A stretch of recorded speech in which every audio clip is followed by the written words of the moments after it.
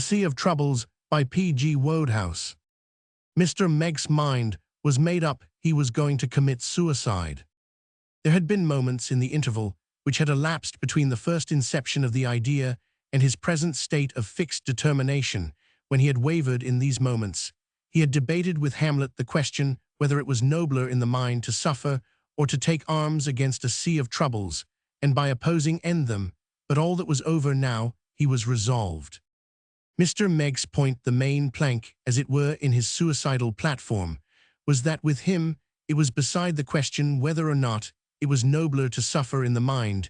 The mind hardly entered into it at all. What he had to decide was whether it was worthwhile putting up any longer with the perfectly infernal pain in his stomach, for Mr. Meg's was a martyr to indigestion, as he was also devoted to the pleasures of the table. Life had become for him one long battle in which whatever happened, he always got the worst of it.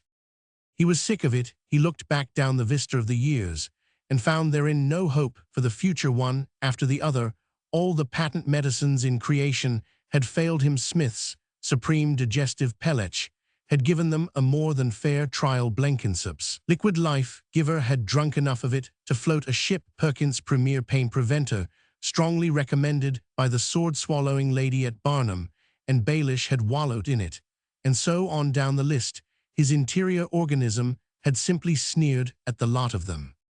"Death, where is thy sting?" thought Mr. Meg's, and forthwith began to make his preparations. Those who have studied the matter say that the tendency to commit suicide is greatest among those who have passed their 55th year, and that the rate is twice as great for unoccupied males as for occupied males. Unhappy Mr. Meg's accordingly got it so to speak with both barrels. He was 56, and he was perhaps the most unoccupied adult to be found in the length and breadth of the United Kingdom. He toiled not, neither did he spin 20 years before an unexpected legacy had placed him in a position to indulge a natural taste for idleness to the utmost. He was at that time, as regards his professional life, a clerk in a rather obscure shipping firm out of office hours. He had a mild fondness for letters, which took the form of meaning to read right through the 100 best books one day, but actually contenting himself with the daily paper and an occasional magazine. Such was Mr. Meg's at 36, the necessity for working for a living, and a salary too small to permit of self-indulgence among the more expensive and deleterious dishes on the bill of fare, had up to that time kept his digestion within reasonable bounds. Sometimes he had twinges, more often he had none. Then came the legacy, and with it Mr. Meg's let himself go. He left London and retired to his native village, where with a French cook and a series of secretaries to whom he dictated at long intervals occasional paragraphs of a book on British butterflies, on which he imagined himself to be at work. He passed the next 20 years. He could afford to do himself well, and he did himself extremely well. Nobody urged him to take exercise, so he took no exercise. Nobody warned him of the perils of lobster and Welsh rabbits to a man of sedentary habits, for it was nobody's business to warn him. On the contrary, people rather encouraged the lobster side of his character, for he was a hospitable soul, and liked to have his friends dine with him. The result was that nature, as is her wont, laid for him, and got him. It seemed to Mr. Meg's that he woke one morning to find himself a chronic dyspeptic. That was one of the hardships of his position to his mind. The thing seemed to hit him suddenly out of a blue sky. One moment all appeared to be peace and joy, the next a lively and irritable wildcat with red-hot claws seemed somehow to have introduced itself into his interior. So Mr. Meg's decided to end it. In this crisis of his life, the old methodical habits of his youth returned to him. A man cannot be a clerk in even an obscure firm of shippers for a great length of time without acquiring system, and Mr. Meg's made his preparations calmly and with a forethought worthy of a better cause. And so we find him one glorious June morning, seated at his desk ready for the end. Outside, the sun beat down upon the orderly streets of the village. Dogs dozed in the warm dust. Men who had to work went about their toil, moistly their minds far away in shady public houses. But Mr. Meg's in his study was cool, both in mind and body. Before him on the desk lay 6 little slips of paper. They were banknotes, and they represented, with the exception of a few pounds, his entire worldly wealth. Beside them were 6 letters, 6 envelopes, and 6 postage stamps. Mr. Meggs surveyed them calmly. He would not have admitted it, but he had had a lot of fun writing those letters.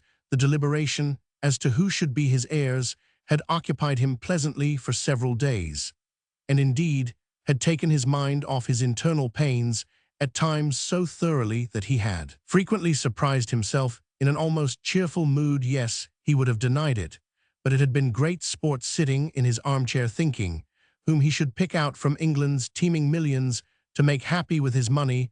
All sorts of schemes had passed through his mind. He had a sense of power which the mere possession of the money had never given him. He began to understand why millionaires make freak wills. At one time, he had toyed with the idea of selecting someone at random from the London directory and bestowing on him all he had to bequeath. He had only abandoned the scheme when it occurred to him that he himself would not be in a position to witness the recipient's stunned delight. And what was the good of starting a thing like that if you were not to be in at the finish? Sentiment succeeded whimsicality. His old friends of the office, those were the men to benefit. What good fellows they had been. Some were dead, but he still kept intermittently in touch with half a dozen of them, and an important point, knew their present addresses. This point was important because Mr. Meggs had decided not to leave a will, but to send the money direct to the beneficiaries. He knew what wills were. Even in quite straightforward circumstances, they often made trouble. There had been some slight complication about his own legacy. 20 years ago, somebody had contested the will, and before the thing was satisfactorily settled, the lawyers had got away with about 20% of the whole. No wills. If he made one and then killed himself, it might be upset on a plea of insanity. He knew of no relative who might consider himself entitled to the money, but there was the chance that some remote cousin existed, and then the comrades of his youth might fail to collect after. He declined to run the risk quietly, and by degrees he had sold out the stocks and shares in which his fortune was invested, and deposited the money in his London bank, 6 piles of large notes, dividing the total into 6 equal parts. 6 letters, couched in a strain of reminiscent pathos and manly resignation, 6 envelopes legibly addressed, 6 postage stamps, and that part of his preparations was complete. He licked the stamps and placed them on the envelopes, took the notes and inserted them in the letters, folded the letters and thrust them into the envelopes, sealed the envelopes, and unlocking the drawer of his desk, produced a small, black, ugly-looking bottle. He opened the bottle and poured the contents into a medicine glass. It had not been without considerable thought that Mr. Meggs had decided upon the method of his suicide. The knife, the pistol, the rope had all presented their charms to him. He had further examined the merits of drowning and of leaping to destruction from a height. There were flaws in each. Either they were painful or else they were messy. Mr. Meggs had a tidy soul, and he revolted from the thought of spoiling his figure, as he would most certainly do if he drowned himself, or the carpet, as he would if he used the pistol, or the pavement, and possibly some innocent pedestrian, as must infallibly occur should he leap off the monument. The knife was out of the question. Instinct told him that it would hurt like the very dickens. No poison was the thing, easy to take, quick to work, and on the whole rather agreeable than otherwise. Mr. Meggs hid the glass behind the ink pot and rang the bell. "Has Miss Pillinger arrived?" he inquired of the servant. "She has just come, sir. Tell her that I am waiting for her here."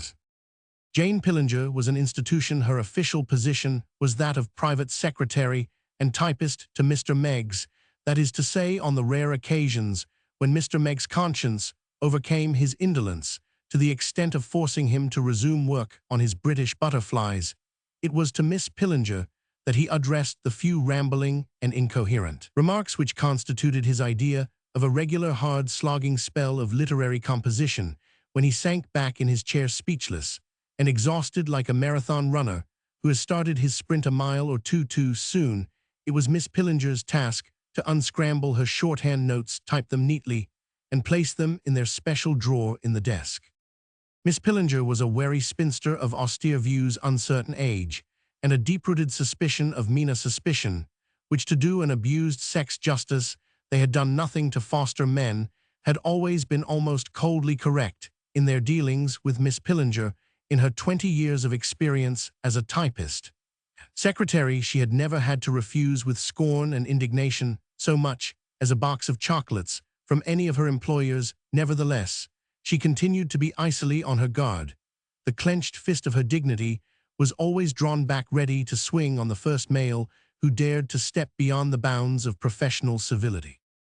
Such was Miss Pillinger. She was the last of a long line of unprotected English girlhood, which had been compelled by straitened circumstances to listen for hire to the appallingly dreary nonsense which Mr. Meggs had to impart on the subject of British butterflies. Girls had come, and girls had gone, blondes, ex-blondes, brunettes, ex-brunettes, near-blondes, near-brunettes. They had come buoyant, full of hope and life, tempted by the lavish salary which Mr. Meggs had found himself after a while compelled to pay, and they had dropped off one after another like exhausted bivalves, unable to endure the crushing boredom of life in the village, which had given Mr. Meggs to the world, for Mr. Meggs' hometown was no city of pleasure. Remove the vicar's magic lantern and the triweight machine opposite the post office, and you practically eliminated the temptations to tread the primrose path.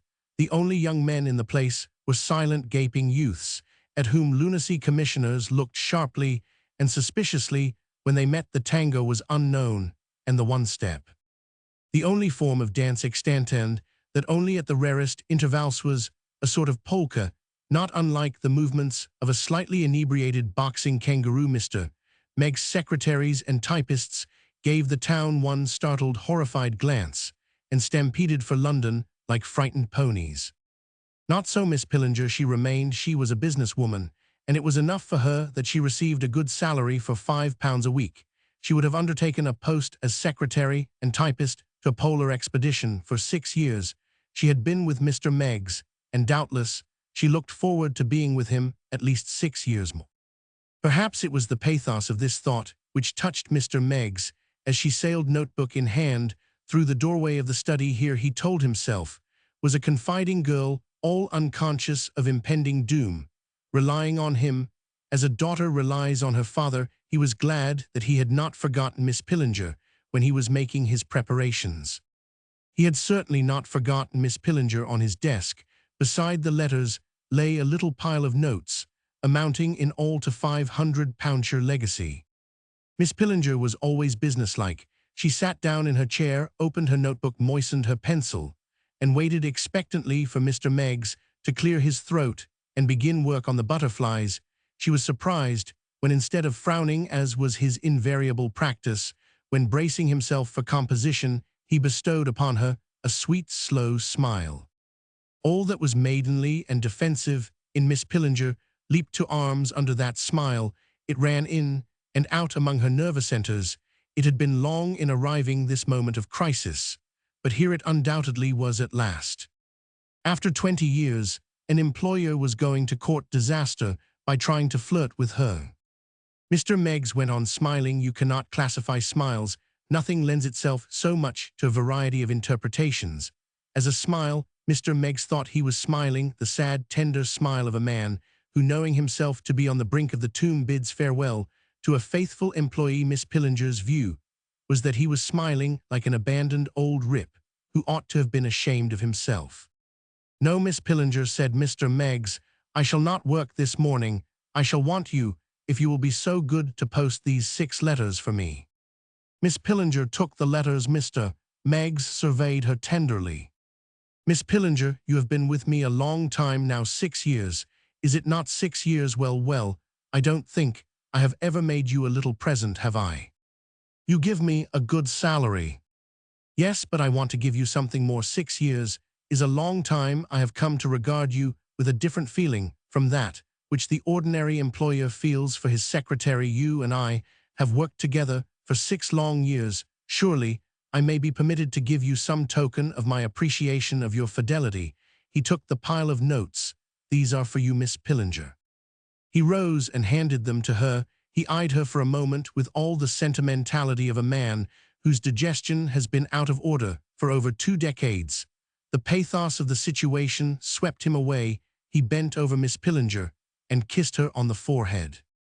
Smiles accepted. There is nothing so hard to classify as a kiss. Mr. Meg's notion was that he kissed Miss Pillinger much as some great general wounded unto death might have kissed his mother, his sister, or some particularly sympathetic aunt. Miss Pillinger's view, differing substantially from this, may be outlined in her own words.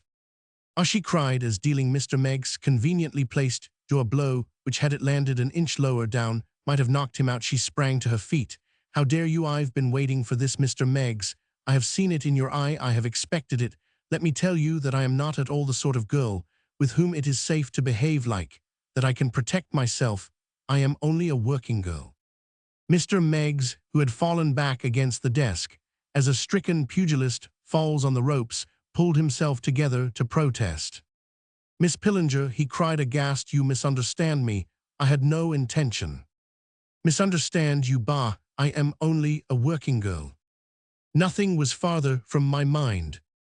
"Indeed, nothing was farther from your mind. You give me money, you shower your vile kisses on me, but nothing was farther from your mind than the obvious interpretation of such behavior. Before coming to Mr. Meggs, Miss Pillinger had been secretary to an Indiana novelist. She had learned style from the master. Now that you have gone too far, you are frightened at what you have done. You well may be, Mr. Meggs. I am only a working girl." "Miss Pillinger, I implore you." "Silence, I am only a working girl." A wave of mad fury swept over Mr. Meggs, the shock of the blow, and still more of the frightful ingratitude of this horrible woman, nearly made him foam at the mouth. "Don't keep on saying you're only a working girl," he bellowed. "You'll drive me mad. Go away from me. Get out, go anywhere, but leave me alone." Miss Pillinger was not entirely sorry to obey the request. Mr. Meg's sudden fury had startled and frightened her so long as she could end the scene victorious. She was anxious to withdraw. "Yes, I will go," she said with dignity, as she opened the door. "Now that you have revealed yourself in your true colors, Mr. Meggs, this house is no fit place for a whir." She caught her employer's eye and vanished hastily. Mr. Meggs paced the room in a ferment. He had been shaken to his core by the scene. He boiled with indignation that his kind thoughts should have been so misinterpreted. It was too much of all ungrateful worlds. This world was the most. He stopped suddenly in his stride, partly because his shin had struck a chair, partly because an idea had struck his mind. Hopping madly, he added one more parallel between himself and Hamlet by soliloquizing aloud. "I'll be hanged if I commit suicide," he yelled. And as he spoke the words, a curious peace fell on him, as on a man who has awakened from a nightmare. He sat down at the desk. What an idiot he had been ever to contemplate self-destruction. What could have induced him to do it by his own hand, to remove himself merely in order that a pack of ungrateful brutes might wallow in his money? It was the scheme of a perfect fool. He wouldn't commit suicide, not if he knew it. He would stick on and laugh at them. And if he did have an occasional pain inside, what of that? Napoleon had them, and look at him, he would be blowed if he committed suicide. With the fire of a new resolve lighting up his eyes, he turned to seize the 6 letters and rifle them of their contents. They were gone. It took Mr. Meggs perhaps 30 seconds to recollect where they had gone to, and then it all came back to him. He had given them to the demon Pillinger, and if he did not overtake her and get them back, she would mail them. Of all the mixed thoughts which seethed in Mr. Meg's mind at that moment, easily the most prominent was the reflection that from his front door to the post office was a walk of less than 5 minutes. Miss Pillinger walked down the sleepy street in the June sunshine, boiling as Mr. Meggs had done with indignation. She too had been shaken to the core. It was her intention to fulfill her duty by posting the letters which had been entrusted to her, and then to quit forever the service of one who for 6 years, a model employer, had at last forgotten himself and showed his true nature. Her meditations were interrupted by a hoarse shout in her rear, and turning, she perceived the model employer running rapidly towards her. His face was scarlet, his eyes wild, and he wore no hat. Miss Pillinger's mind worked swiftly. She took in the situation in a flash. Unrequited guilty love had sapped Mr. Meg's reason, and she was to be the victim of his fury. She had read of scores of similar cases in the newspapers. How little she had ever imagined that she would be the heroine of one of these dramas of passion. She looked for one brief instant up and down the street. Nobody was in sight. With a loud cry, she began to run. Snob! It was the fierce voice of her pursuer. Miss Pillinger increased to third speed. As she did so, she had a vision of headlines. Stop! Roared Mr. Meggs. Unrequited passion made this man murderer, thought Miss Pillinger. Snob! Crazed with love, he slays beautiful blonde, flashed out in letters of crimson on the back of Miss Pillinger's mind. Snob!